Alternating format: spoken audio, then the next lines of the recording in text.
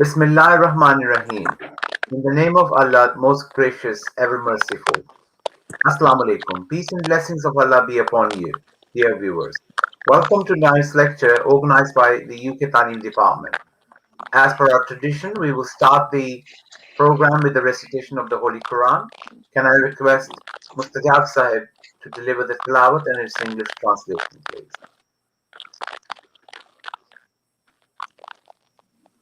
Mustajab Sahib?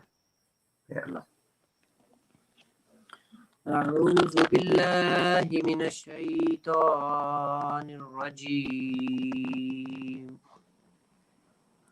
يا أيها الذين آمنوا لا تهلكم أموالكم ولا أولادكم عن ذكر الله ومن يفعل ذلك فأولئك هم الخاسرون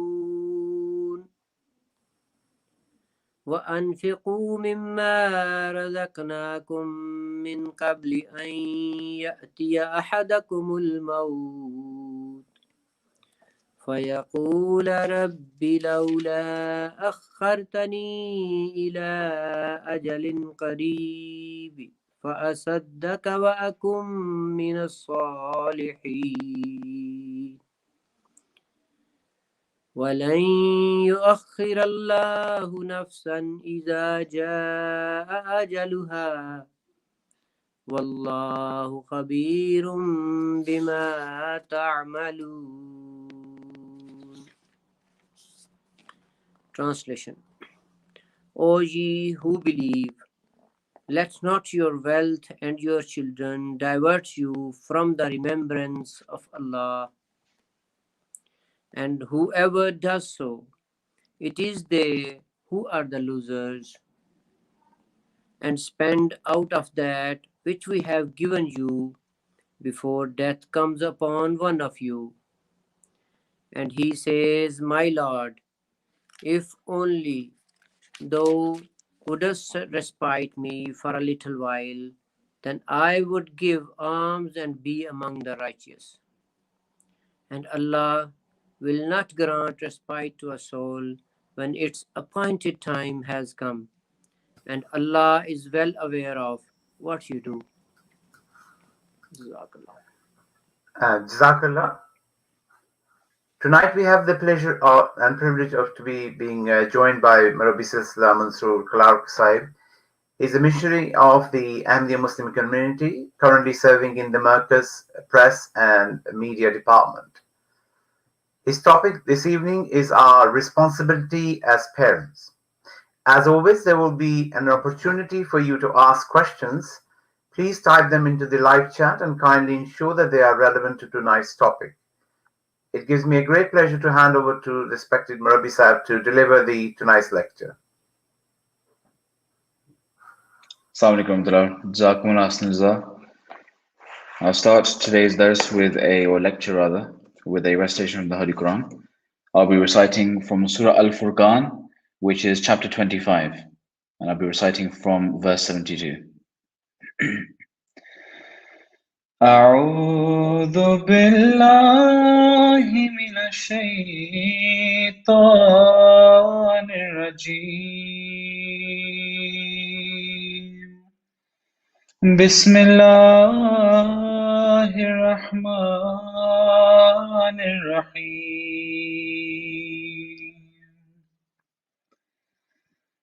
ومن تاب وعمل صالحا فإنه يتوب إلى الله متابا والذين لا يشهدون الزور وإذا مروا باللغو مروا كراما والذين إذا ذكروا بآيات ربهم لم يخروا عليها صما وعميانا والذين يقولون ربنا هب لنا من أزواجنا وذرياتنا قرة أعين واجعلنا للمتقين إماما أولئك يجزون الغرفة بما صبروا ويلقون فيها تحية وسلاما. I seek refuge with Allah from Satan the accursed, in the name of Allah, the most gracious, the ever merciful. Except those who repent and believe and do good deeds. For as to these, Allah will change their evil deeds into good deeds, and Allah is most forgiving, merciful. And those who repent and do good deeds indeed turn to Allah with true repentance. And those who bear not false witness, and when they pass by anything vain, they pass on with dignity. And those who, when they are reminded of the signs of their Lord, fall not deaf and blind thereat. And those who say, Our Lord, grant us of our wives and children the delight of our eyes, and make us a model for the righteous. It is such as will be rewarded a high place in paradise, because they were steadfast, and they will be received therein with greeting and peace. This was Surah Al-Furqan. I believe I read one extra verse in the translation, but the verses that I recited in Arabic were from verses 72 to 76 inclusive. The topic that I'm talking about today is a topic that everyone is very familiar with. Everyone has their opinion on it. Everyone has done their research on it. Everyone has done countless Google researches and reading books and speaking to family members and speaking to elders and speaking to their children. The upbringing of children and the responsibility of parents is something which is so intricate. It is so fundamental to our human existence that indeed the very existence of the human race depends on it. The fact that our generation after generation is born physiologically or biologically is nothing great. Every single beast and animal and insect in the world does so, whereby a fundamental function of its nature is that it procreates and gives birth to the next generation. But simply being, simply living, has never been good enough. We understand that the promised Messiah ﷺ came to turn us from beastly animals into spiritual beings, to turn us from something that is ordinary and mundane to something divine, to something which is praiseworthy. The verses that I have recited just now in the Holy Quran are verses that are recited, I will not say casually, but they are recited often with very little thought at the beginning of every marriage. Whenever we have a shadi function, a wedding function, we have these verses recited, and one says, Alhamdulillah, the tilawat was recited, the nazm was recited, and they move on to the dua and the food, the rukhsati, the photos.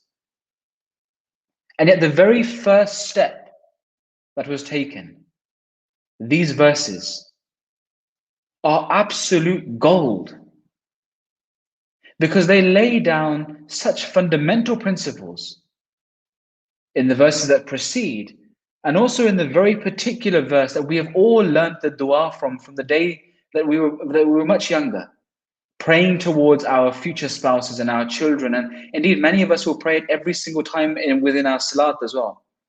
رَبَّنَا هَبْ لَنَا مِنْ أَزْوَاجِنَا وَذُرِّيَّاتِنَا قُرَّةَ أَعْيُنٍ وَاجْعَلْنَا لِلْمُتَّقِينَ إِمَامًا. That, O Allah, grant us of our children and our spouses the delight of our eyes, and make us a model for the righteous. It rolls off the tongue. And yet, how often have we sat down to think about the intricate meanings and the implications of this dua? And if we are doing justice by it, someone who says, Rabbi zidni ilma, oh my Lord, increase my knowledge, and yet doesn't spend a single moment of his life researching or studying, what benefit can this dua have? And yet, Rabbana hablana min azwajina wa zurriyatina qurrata a'yunin waj'alna lil muttaqina imama is a verse that goes off our tongue. But how many of us think about it? All the help books in the world, all of the children's psychology books, they pale in comparison to this fundamental principle that the Quran narrates. It's twofold. There are two keys that Allah Ta'ala has stated here in order, of course, for you to have a blissful family life with your spouse, but also in terms of the upbringing of your children, your responsibilities as parents. And it's nothing novel. It's something so basic that it underpins every single teaching of the Holy Quran, every single element of wisdom and philosophy within Islam, underpinned by these two simple principles. First, Rabbana hablana min azwajina. Hablana. Hablana means give us, present to us, gift us. Rabbana, O our Lord, hablana, give us, min azwajina wa zurriyatina qurrata a'yunin, the delight of our eyes. Prayer. The first and foremost thing, it says, pray to God. How essential is the prayer? O Allah, this cannot be given by anyone but you. Rabbana hablana. O Allah, give it. O Allah, bless us with this. And so it begins with prayer. People usually get that part. وَجَعَلْنَا لِلْمُتَّقِينَ إِمَامًا. And make us an imam for the righteous. What does that mean? Make us an imam, make us an example for the righteous. Who are the righteous? At one beginning it says, O Allah, make my spouse and my children the delight of my eyes. And then make me, or make us, a model for the righteous. And we'll talk about this prayer now. But wedged between these two fundamental principles, these two columns, is the essence of how an individual is meant to achieve domestic bliss. By prayer, for nothing is achieved without prayer. And then the establishment of one's own example. وَجَعَلْنَا, and make us, لِلْمُتَّقِينَ, for the righteous, imama. Now, imam, we often talk about an imam who is standing at the front and leading the prayer. And yet Hazrat Muslim Maud anhu has gone into such beautiful depth explaining this concept. Hazur states in Tafsir al-Kabir, I'll go into that in a moment actually. Hazrat Muslim, before talking about this concept of the imam, actually makes a very beautiful point which I can't leave out. Hazur states that because of Muslims throughout the years having abandoned these two golden principles of prayer and of setting one's own example, the Muslims have gone from the greatest civilization to having lost kingdoms and civilizations and monarchies throughout time. Till now, you cannot see even a single leadership of true Islam. And yet there was a time when the name of Islam would be on the banners, on the standards of countries. Monarchies and kingdoms were run under the banner of Islam. And he said this was as a result of the prayers of the forefathers who gave the prayer and then set their example. And yet Hazrat Muslim said, because Muslims have now forgotten these two golden principles in their day-to-day lives, we have seen the ramifications of and the impact of that lack of prayer, that lack of example, where now we see that there is no ruler to be seen, there is no leadership to be seen. And so this is not just a matter of raising your children, because remember, the raising of the children now is indeed the leadership of tomorrow. And so everything is a knock-on effect from just these two simple principles from a dua that we recite so often, and yet unfortunately, many of us think so little about. Hazrat Muslim Maud goes on to explain the concept of imam. وَجَعَلْنَا لِلْمُتَّقِينَ إِمَامًا. Make us an imam for the righteous.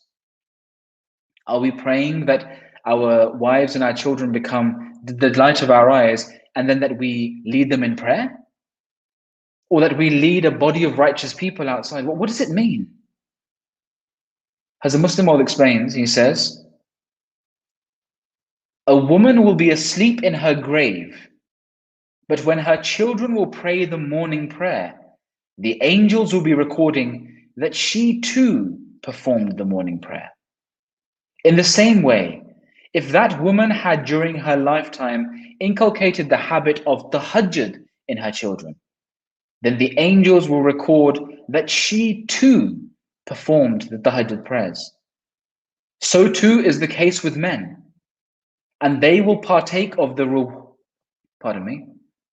So too is the case with men, and they will partake of the reward of however many people they have been a source of guidance for.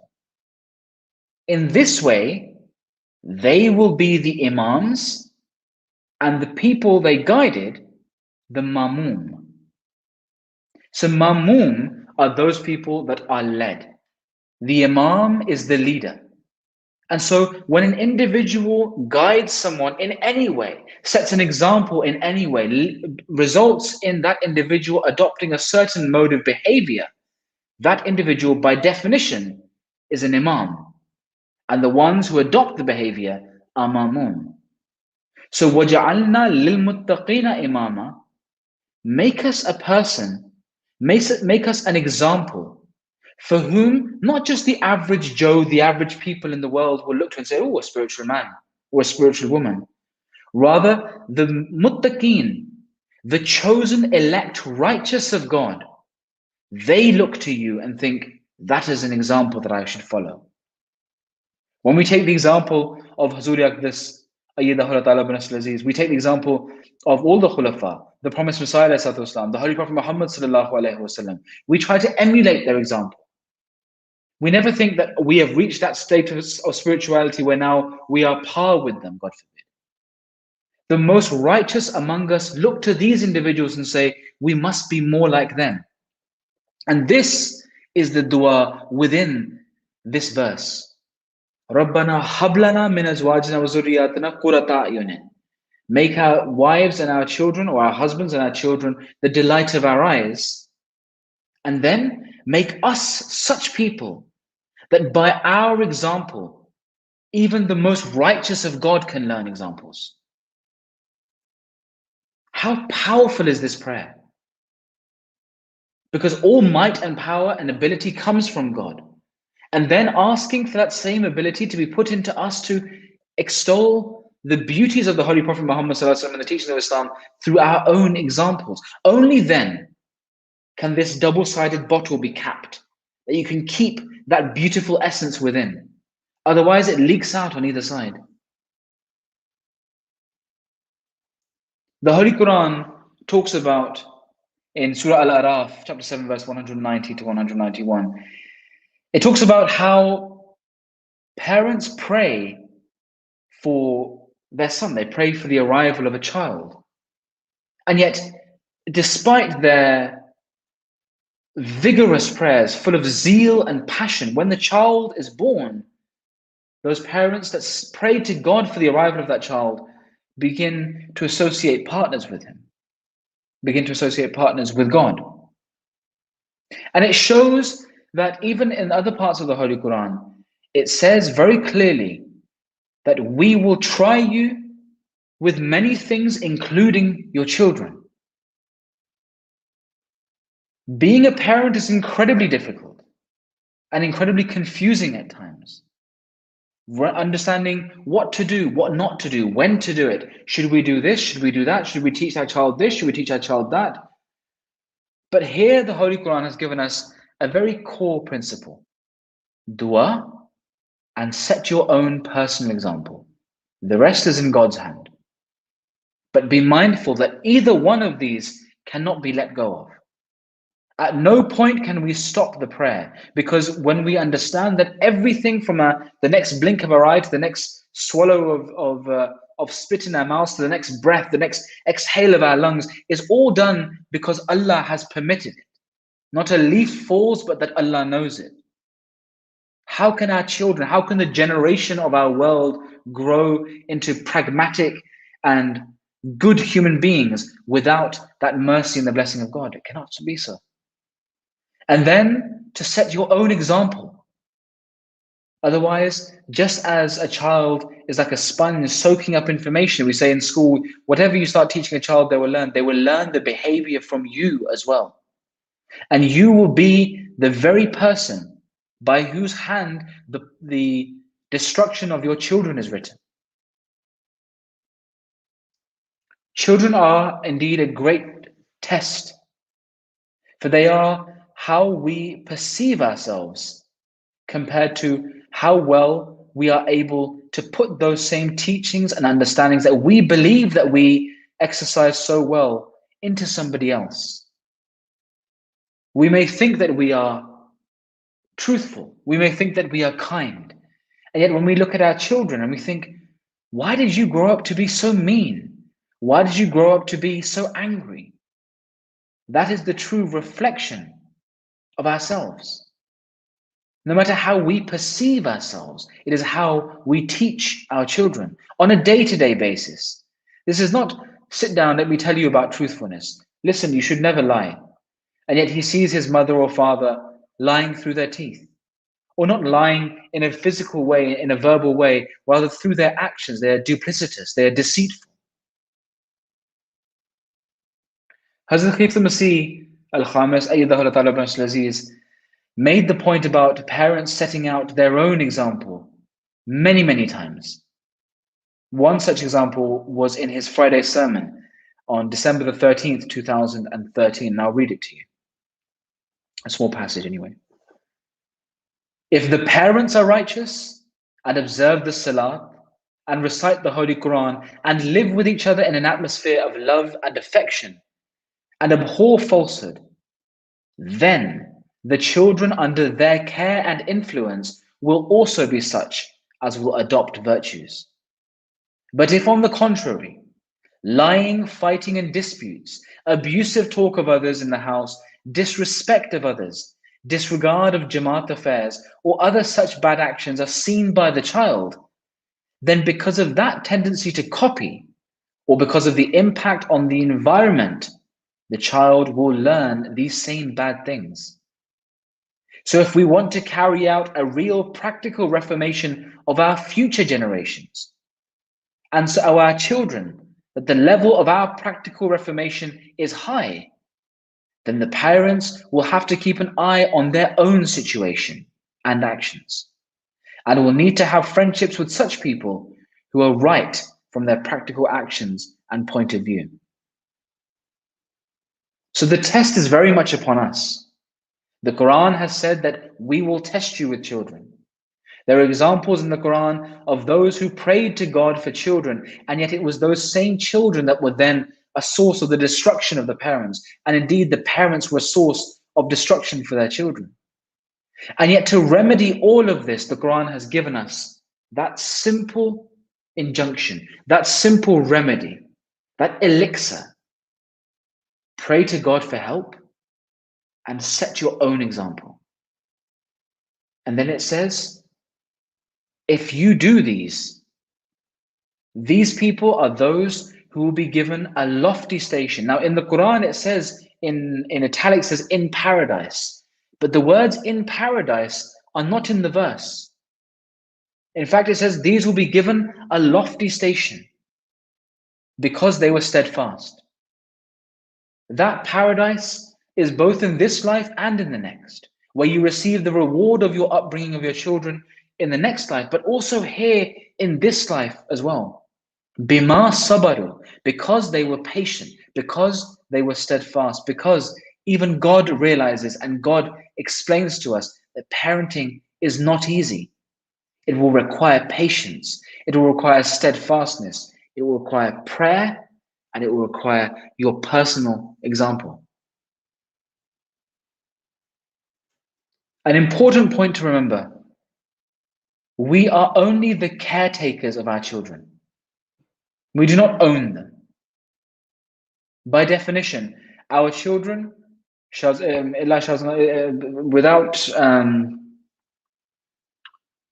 with the very few exceptions, I want to be careful with what I'm saying. Our parents often will pass away before the children.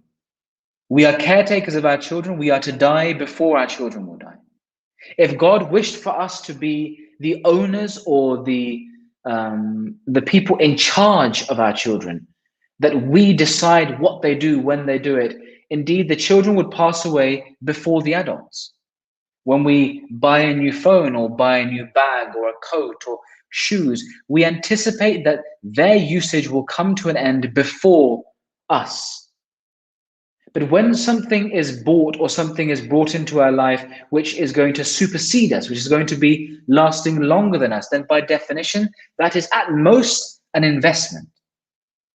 Rather, we are simply caretakers. We are holding their hands as they grow, which is their natural biological process, until the time that they can stand on their own 2 feet, and then they are the ones that take the world forward. And we would be foolish to think that we are in charge. When we cannot even guess if we will be breathing within 5 minutes, how can we anticipate that we can control the growth of a generation? Prayer and our personal example. We are not in charge. We are not the owners of our children.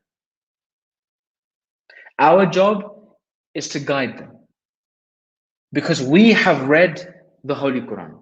We have listened to the words of Hazrat al-Masih. We have ascribed ourselves to the teachings of the Promised Messiah and to the beautiful nature of Islam and the Holy Prophet Muhammad sallallahu alaihi wasallam. We have spent our time learning, and our only job is to impart that knowledge on to our children. And we can only do that if we practice what we preach. وَجَعَلْنَا لِلْمُتَّقِينَ إِمَامًا, when we are an example for the righteous to follow. Often when we fall into this rut of not being able to teach our children something, or the children don't understand something, or we feel the pressure and anxiety to make our children a certain way, some people, in rebuking their children, cross all limits.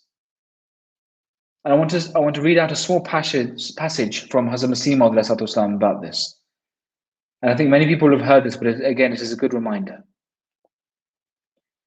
When a hot-tempered person is provoked and punishes a child, they take on the role of an enemy in the stress of their anger and impose punishment far in excess of the wrong which has been done. I wish that, as Masih Maud says, I wish that instead of punishing children, parents would have recourse to prayer and should make it a habit to supplicate earnestly for their children. For the supplications of parents on behalf of their children meets with special acceptance. True guidance, this is very important, true guidance and training belongs to God Almighty alone. To pursue a matter persistently and to insist upon it unduly and to rebuke children upon every matter indicates that such a person imagines himself to be the source of guidance and believes that he will bring the children to order by pursuing his own method. This attitude savors a hidden assumption of association with the divine, shirk, and should be avoided by the members of my community. I pray for my children and require them to follow a broad set of rules of behavior and no more. Beyond this, I put my full trust in Allah the Almighty. in the confidence that the seed of good fortune inherent within each of them, the children, will flower at its appropriate time. Our children are not our pets. They're not our stress balls. They are not our playthings or our possessions.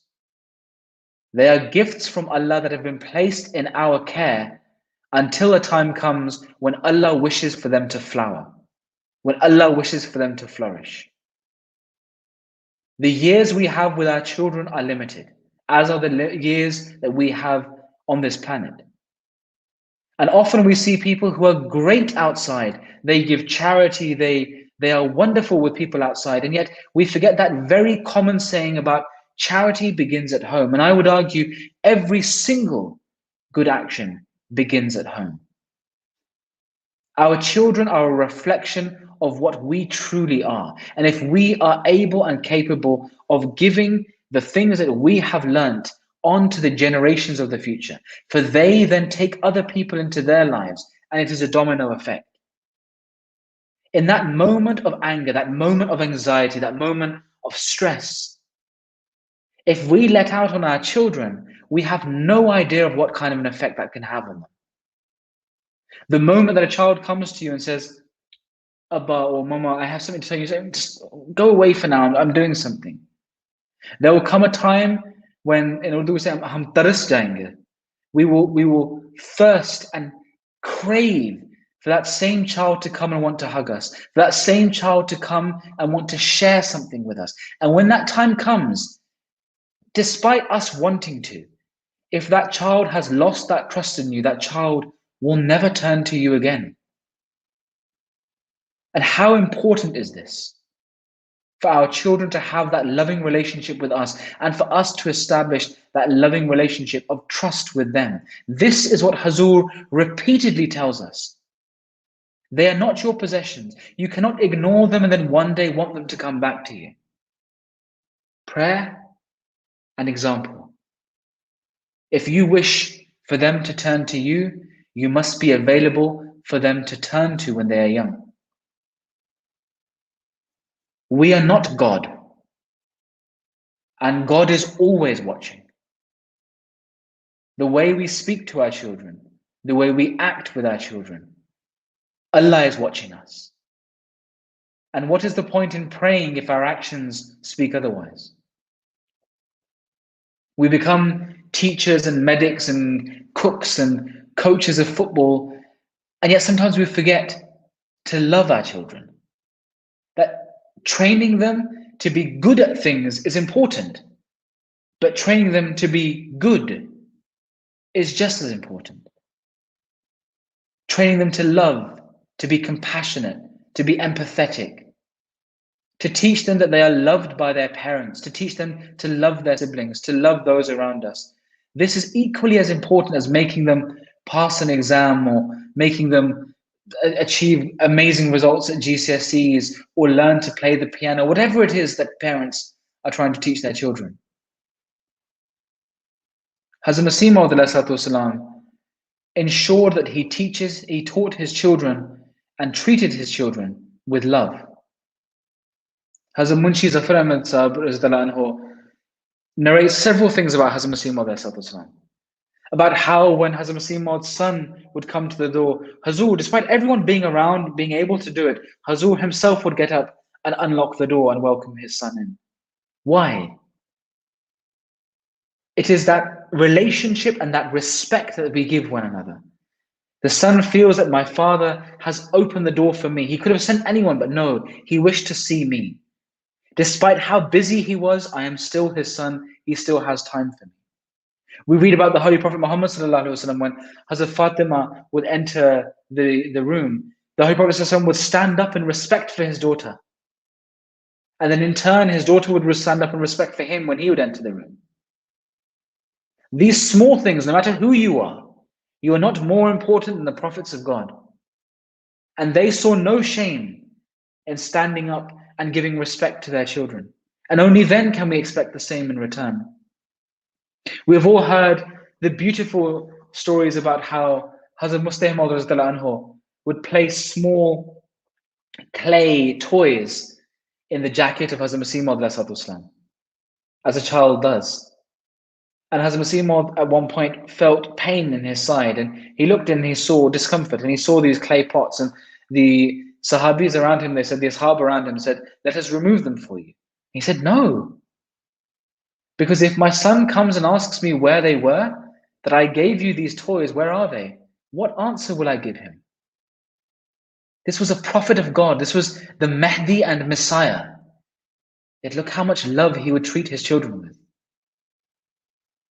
One point, Hazrat Masih Maud describes a time when Hazur was writing a manuscript. And back in those days, there was no Microsoft Word and updated Google Sheets where you can just jump on another computer and pull the document out again. This was written on parchment.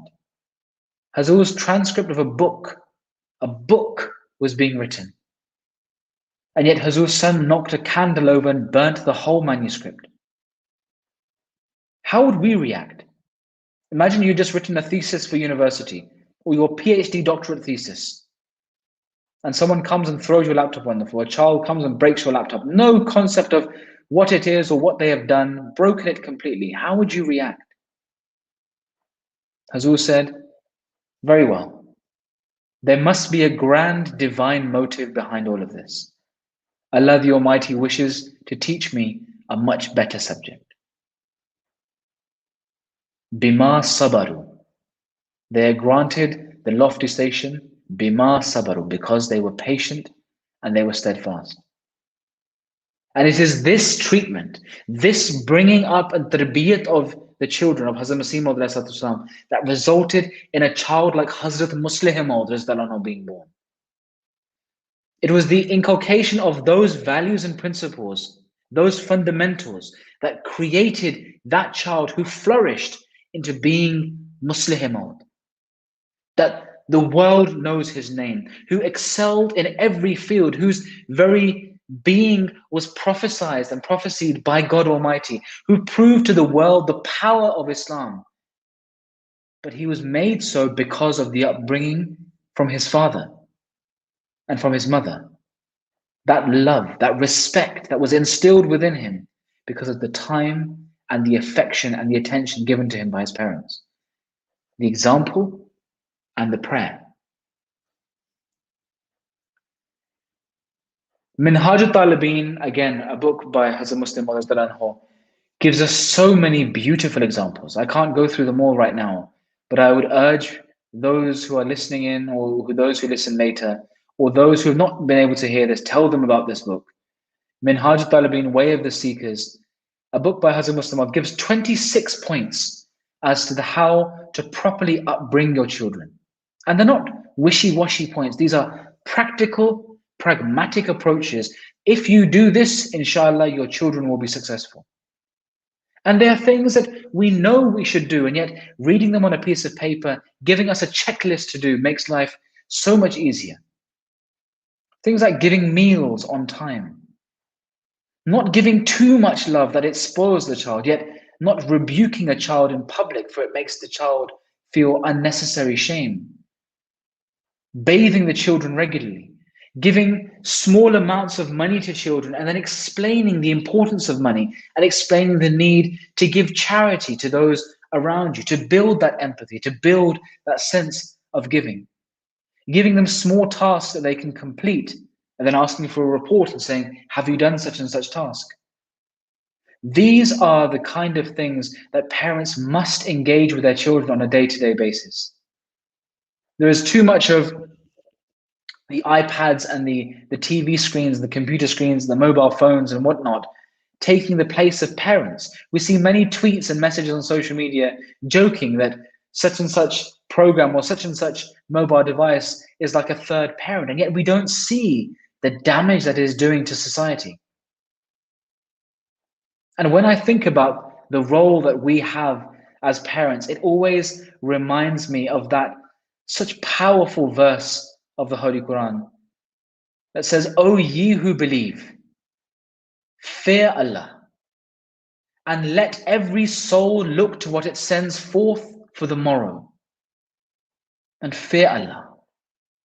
Verily Allah is well aware of what you do. Chapter 59, verse 19. Because ultimately our children that we see as our today, when we are dead and long gone, they are the future. They are the backbone of the Jamaat.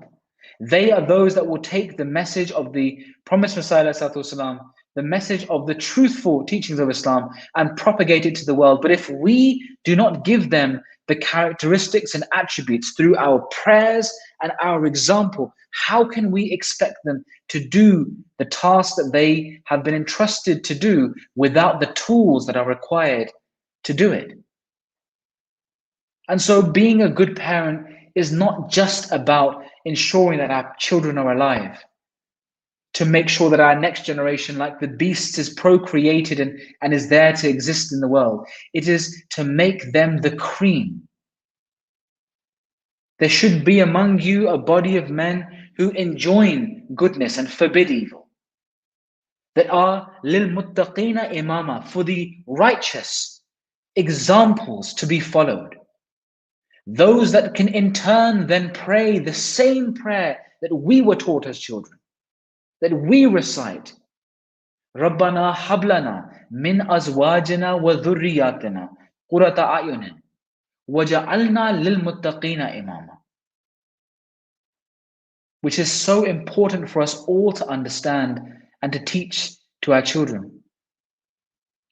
May Allah the Almighty enable us to understand this prayer, to understand how deep-reaching its philosophy is, to understand the utmost and immediate importance of us to both understand and then apply the philosophies and the prayers within this verse to our lives. For indeed, if we are to look to the morrow, it is nothing but our children that we are presenting to this world. May Allah the Almighty enable us to understand this and to sacrifice our lives and the lives of our children for the sake of Khilafat and for the sake of propagating the true message of Allah the Almighty. Wa akhiru da'wana anil hamdulillahi rabbil alameen. Jazakallah, Murrabi Sahib, for such an educational lecture. And no doubt our viewer must have benefited from it, in particular parents who have a mammoth task of upbringing of their children responsibly. Once again, Jazakallah. I would like to pass on to Waqar Ahmadi Sahib to conduct the next segment of the program now. Assalamu alaikum, Rabbi Sahib. Well, my job has been made all the more easier. Usually we have a question and answer session in the segment. We've had many compliments for your lecture, mashallah. Lots of very positive comments describing your talk as being very thought-provoking, very enriching and very inspiring, mashallah. And so we have no questions at all. So it must mean that you've, mashallah, covered the topic very comprehensively by the grace of Allah. And just to let the viewers know that Murrabi Sahib was brought in at the last minute yesterday. So he didn't have a lot of time to prepare, but you can see, mashallah, the great quality and caliber of obviously the speaker and also the content of the talk. Mashallah, Murrabi Sahib, our deepest gratitude to you for your time this evening. Jazakumullah jazak. We do actually have one question that's come through from Tahseen. And the question is there a chance that a child can still become pious even if parents do not set a good example? Yes, of course. Of course there is. I mean, the fact of the matter is that a child born to murderers does not necessarily mean that they also have to become a murderer. The fact is, though, that we see that human beings learn by example.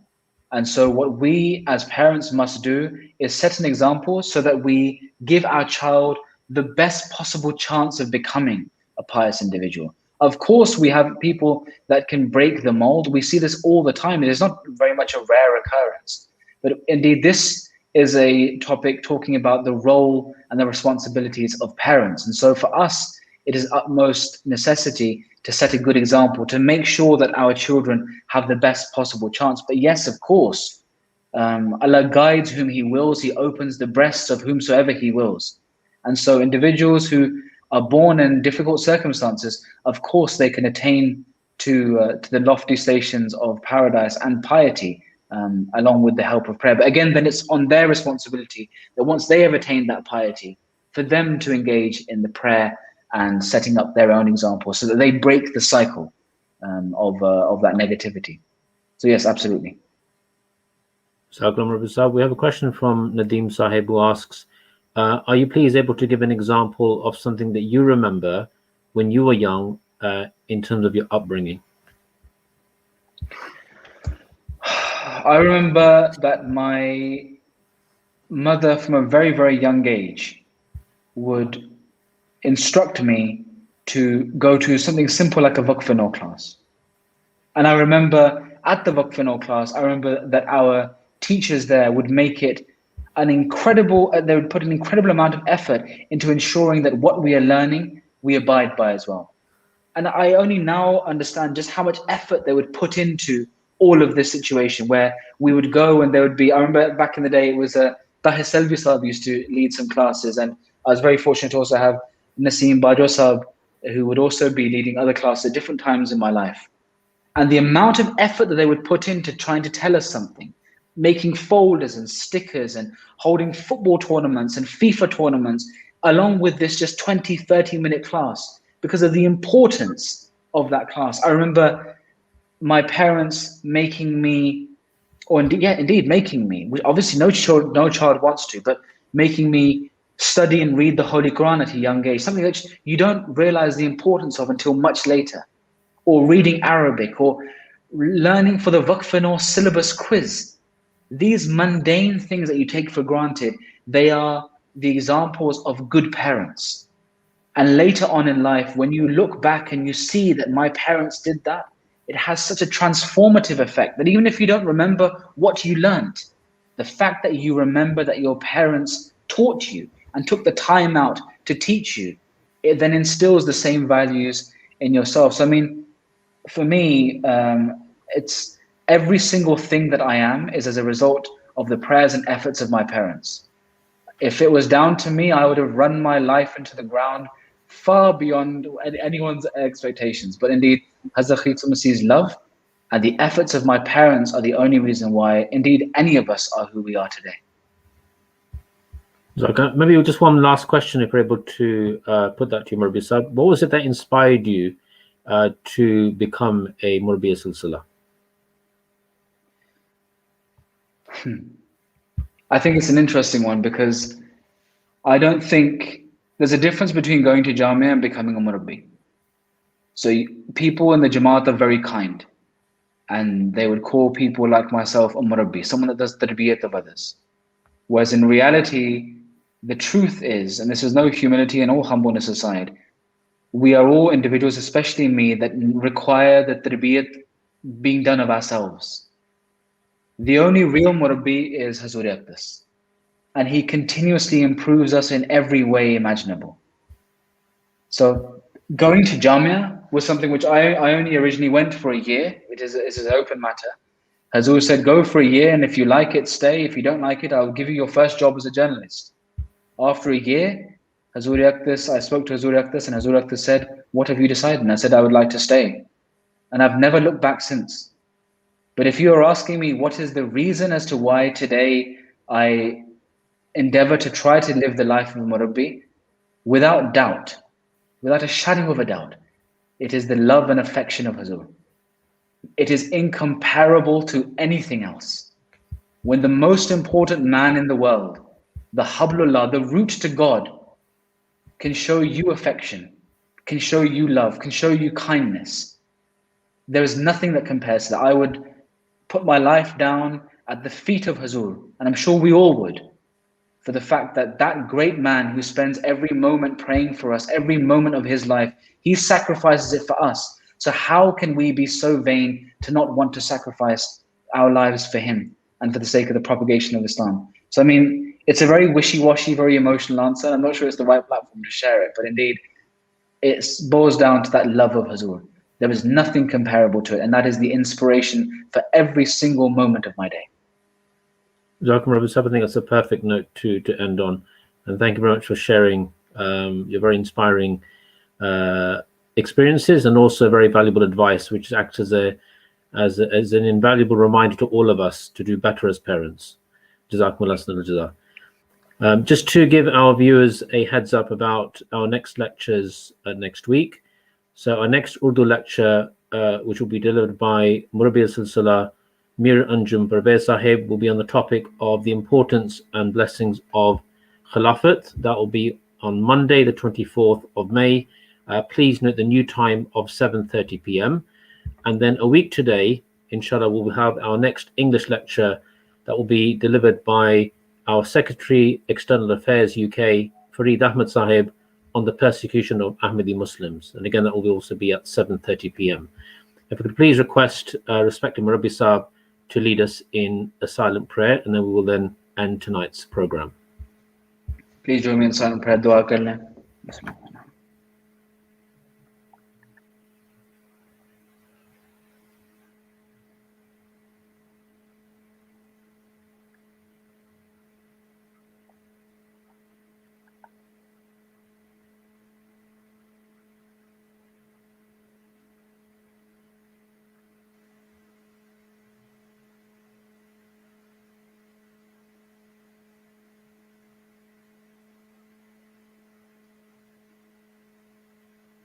Ameen.